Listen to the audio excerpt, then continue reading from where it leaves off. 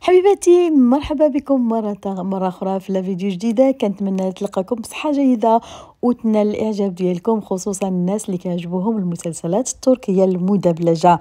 كما كتعرفوا دابا كتعرض مسلسلات تركية مدبلجة، ولكن فيها المسلسلات اللي غادي تنتسالي خصوصا على القناة الثانية دوزيم. دابا بدات القناة في دبلجة مسلسلين تركيين من أروع وأجمل المسلسلات التركية. غادي تنال الإعجاب ديالكم، خصوصا مسلسل بنات الميتم. العنوان ديالو كما الحين في الوقت اللي تعرض فيه في تركيا كان العنوان ديالو أزهار الحزينة.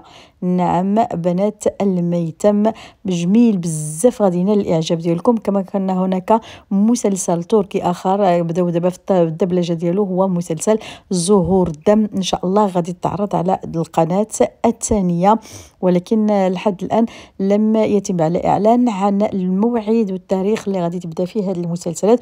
ولكن كما قلت لكم دابا بدات الدبلجه وغادي تعرض على القناه الثانيه.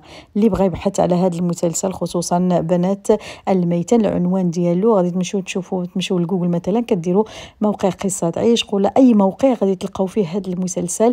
العنوان ديالو ازهار الحزينه. جميل جدا، القصه ديالو رائعه. في الاحداث ديالو غادي تكون كلشي في واحد الميتام، فيه البنات صغار يتيمات كيقراو في المدرسه وكيتخلطوا مع الناس الاغنياء، ومن هنا كتبدا المشاكل بشكل كبير. ان شاء الله غادي نقلب لكم القصه الكامله وغادي ننزلها لكم، خصوصا ديال بنات الميتم. اللي عجبها الموضوع تكتب لي في التعليق الا بغات القصه، غادي ننزلها لكم وتعرفوا القصه ديال هذا المسلسل.